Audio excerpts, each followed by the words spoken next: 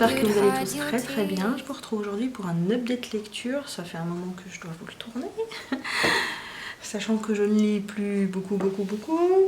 Là je suis en train de lire Nymphéa Noire de Michel Bussy et j'ai du mal à... Enfin, je n'ai pas vraiment envie de prendre mon bouquin quoi, en fait. J'ai plus envie de colorier que... Voilà. J'ai vraiment du mal à me poser pour lire parce que je sais que je vais être interrompue dans ma lecture. Mais bon. Donc j'en ai 1, 2, 3, 4, 5 à vous présenter. Je sais pas s'il y a un e-book avec ou pas. Non, je pense pas. Non, je pense pas. Je vais vous présenter ceux-là. Ça va suffisamment être long, je pense. Je les ai lus il y a un moment, du coup, pour certains. Donc on va essayer d'être rapide et concise. Tout d'abord, j'ai lu le premier tome de Grisha. Donc moi j'ai la version intégrale magnifique de chez France Loisirs. Mais bon, je ne l'ai pas lu papier, hein, clairement. Je l'ai téléchargé sur ma liseuse et je l'ai lu sur ma liseuse parce que c'est lourd et j'ai plus peur de l'abîmer qu'autre chose. Donc, merci Bella pour cette interview de Griffoir. Merci. Donc je voulais lire ce premier tome avant de commencer la série, vu que la série allait arriver et est maintenant disponible sur Netflix, que j'ai toujours pas... Enfin si, j'ai commencé, j'ai peut-être vu les 3 premiers épisodes, je pense. Donc je voulais absolument commencer la lecture avant la série. Et j'aime beaucoup, franchement, j'ai beaucoup aimé ce premier tome. Donc il va falloir que je me lise le tome 2 dans pas trop longtemps. Je vais essayer, il faudrait. Mais voilà, j'ai beaucoup aimé l'univers des Grisha, l'univers que les Bardugo nous proposent. Ça nous promet vraiment de belles choses pour l'avenir. Donc là, on va retrouver, je sais même plus comment elle s'appelle déjà, Alina, voilà, qui... enfin, on est dans plusieurs temporalités en fait. Donc on va retrouver Alina et Mal qui sont deux jeunes orphelins voilà, qui vivent dans un orphelinat. Voilà. Et ils vont grandir ensemble et toujours évoluer ensemble, mais à un moment ils vont se retrouver séparés. Je sais pas trop comment vous l'expliquer. Donc on est dans un monde fantasy, hein, voilà, où on a des Grishas qui ont des pouvoirs,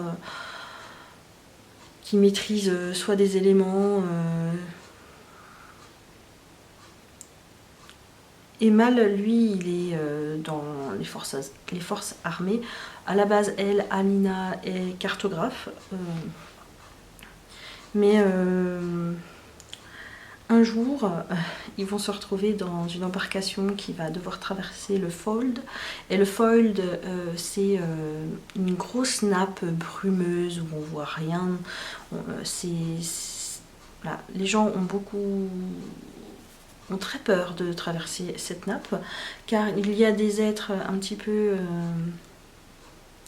surhumains, des êtres volants qui vous bouffent, hein, tout simplement. Donc, mais ils sont obligés de passer par cette nappe pour aller sur le continent d'en face. Voilà, donc ils vont traverser cette nappe et... Enfin, non, en plein milieu, ils vont croiser des êtres un peu spéciaux. Je sais pas comment ils s'appellent, je sais plus.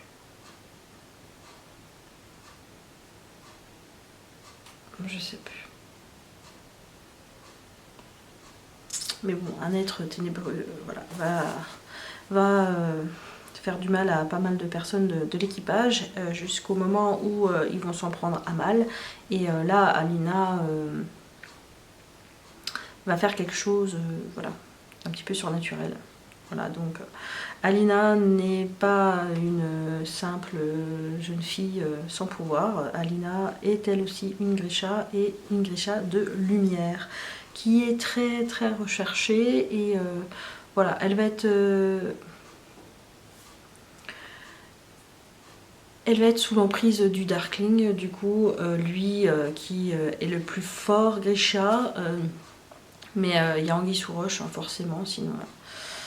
Donc on va découvrir tout ça, Alina va découvrir, voilà, va mettre à jour ses sentiments qu'elle a par rapport à Mal, mais le Darkling va voilà, essayer de s'immiscer, enfin, il va y avoir un petit... Il va essayer de lui retourner un petit peu la tête, je pense. Mais bon, je vais pas trop vous en dire, j'en dis déjà trop là. Mais voilà, j'ai bien aimé cet univers où on va découvrir ces êtres surnaturels et où on va plus trop savoir quel est le bien, quel est le mal. Mais moi j'ai beaucoup aimé. Voilà, et avec la série derrière, c'est cool. C'est cool. Ensuite, j'ai lu en lecture commune avec ma sœurette le Calliope, le tome 2, donc le tribut d'une épouse. J'ai bien aimé, mais voilà, ça n'a pas été le coup de cœur du premier tome. Franchement, il faut que je finisse cette saga aussi assez rapidement. Et, mais bon, j'aime bien Calliope, j'aime bien Carel, et voir où ça va... Comment ça va finir, voilà, si on va avoir une fin heureuse ou pas, si Carel va réussir à faire en sorte que le royaume devienne un petit peu plus enclin à protéger les femmes plutôt que de les asservir, et enfin voilà. Enfin bon, on va voir ça dans le tome 3 et dernier tome, et voilà, mais c'est une saga que je vous recommande, voilà. J'ai beaucoup aimé. Et là, on a enfin des réponses à nos questions. On sait un petit peu plus où on se situe. Voilà, parce que dans le premier, c'était un peu, voilà, c'était un petit peu bizarre. On savait pas trop si on était dans le futur, si on était dans le passé. Enfin, voilà. Donc, Calliope, je vous conseille cette saga. J'ai beaucoup aimé. Voilà. Enfin, cette saga, j'ai pas tout fini, hein, mais voilà. Pour l'instant, les deux tomes, voilà, ça vaut le coup. Ensuite, toujours en lecture commune avec ma soeur, il n'y a que quand je fais des lectures communes que j'arrive à lire en fait. Donc il va falloir que je m'en remette une là parce que on se dit 2 chapitres par jour et là j'arrive à peu près, je me force, il y a des jours où je me force, mais voilà, j'y arrive. Donc on va essayer de continuer comme ça. Donc là c'est de Camilla Lackberg, Femme sans merci, donc une petite nouvelle. Voilà, les chapitres étaient très courts, c'était tout ce qu'il me fallait. Donc j'ai bien aimé. Donc cela c'est chez Actes Sud, Actes Noir. Une petite nouvelle où on va suivre plusieurs femmes qui ne se connaissent pas forcément et leurs destins vont se lier. Chacune va devoir tuer le mari d'une autre, voilà, pour différentes raisons. Et voilà, on va suivre ça. On va suivre cette aventure de pourquoi elles en viennent à vouloir tuer leur mari et est-ce qu'elles vont y arriver ou pas. Voilà, mais j'ai bien aimé. Voilà. Ensuite, j'ai lu The Book of Ivy, voilà, c'est vous qui l'avez choisi lors du C'est vous qui choisissez. Voilà, donc de Amy Angel, je sais pas. Voilà, mais voilà. Il faut que je lise aussi le tome 2 rapidement. C'est une duologie, il faudrait peut-être que ça me permettrait de finir. Et j'ai beaucoup aimé. Voilà, cette petite dystopie. On va retrouver Ivy qui va se retrouver mariée au fils du maire. Enfin, c'est lui qui gère cette ville. Maintenant que voilà, ils sont coupés du monde, ils sont barricadés parce qu'on ne sait pas trop ce qu'il y a autour. Depuis, comme d'habitude, hein, l'être humain a tout saccagé autour d'eux et voilà, il ne reste plus grand chose à part des ruines.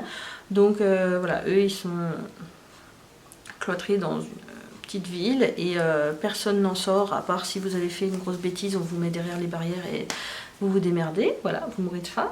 Mais voilà. Mais Ivy, elle fait partie de la famille qui ont créé cette ville. Voilà, mais ce n'est pas eux qui qui en détiennent le pouvoir en fait. Et le père d'Ivy voudrait que les choses changent, il voudrait récupérer le pouvoir. Et Ivy a pour but de tuer son mari en fait, voilà, le fils du maire, voilà. Mais va-t-elle y arriver? Elle se pose beaucoup de questions sur le pourquoi du comment, pourquoi ils en sont là. Et elle l'aime bien finalement, Bishop. Voilà, donc j'ai beaucoup aimé. Je sais que le tome 2 n'a pas forcément plu, donc je vais essayer de pas trop en attendre et puis voilà, juste finir cette duologie tranquillement, mais sûrement. Mais voilà, j'aurais dû le lire avant. Voilà. J'aurais pas dû attendre aussi longtemps. Mais bon, il avait tellement été lu et il y avait tellement d'avis qui tournaient. Je voulais faire passer un petit peu de temps, passer après la hype. Mais voilà. Très bonne lecture. Et ensuite, toujours en lecture commune avec ma sœurette, on s'est lu Pauvre âme en perdition chez Disney Hachette Heroes. Je sais plus lequel tome c'est, ça c'est le 3e, on en est au 3e, je sais plus trop. Mais voilà, on continue, pareil, je me lisais 2 chapitres par jour. Et là, j'ai pas appris grand chose de... Ça m'a pas hypé de ouf, franchement. C'est un des moins bons pour l'instant sur ceux que j'ai lus. Pour moi, c'est l'histoire de la petite sirène et voilà, avec quelques fioritures autour. Hein. J'ai pas... Voilà. Oui, il y a l'histoire d'Ursula et tout qu'on apprend un petit peu, mais j'ai pas trouvé ça passionnant. Voilà, j'ai pas trouvé ça ouf. Voilà, donc celui-là pour moi c'est le moins bon pour l'instant. Mais comme je vous le dis à chaque fois, je vous conseille de les lire dans l'ordre. Voilà. Donc pareil, il faut que je continue. C'est que des sagas, hein. À part la petite nouvelle. Mais voilà. Je suis une mère saga, voilà. Donc, ouais, je vais continuer. Pour celui-ci, c'était pas ouf. Voilà, c'est le quart d'heure de folie de Bella. Donc voilà pour mes lectures. J'espère que je vais pas trop attendre pour finir celui que je lis, même si là, ça doit peut-être faire 2 jours que j'ai pas lu. Je sais même pas si je suis arrivée à 100 pages de mon bouquin. Voilà. Mais bon, je m'inquiète pas. Je n'appelle pas ça vraiment une panne de lecture, c'est vraiment juste que, je sais pas, j'ai pas envie. Puis je veux pas me forcer. J'ai pas envie de lire, je préfère colorier et faire d'autres choses. Parce que si je veux lire, en fait, il faut vraiment que je sois dans de bonnes conditions. Je veux savoir que j'ai le temps, que j'ai tout à disposition, mon petit thé ou mon petit... chocolat et pouvoir être posée, pouvoir être sûre d'être tranquille, voilà, parce que si je me fais une session de lecture, j'ai envie que ce soit long, enfin je sais pas, enfin bon bref, voilà pour cette update lecture. N'hésitez pas à me mettre en commentaire si vous avez lu ce livre, ce que vous en avez pensé, et voilà, on se retrouve bientôt pour une prochaine vidéo qui ne sera pas lecture, je pense. Plein de bisous, prenez soin de vous, ciao.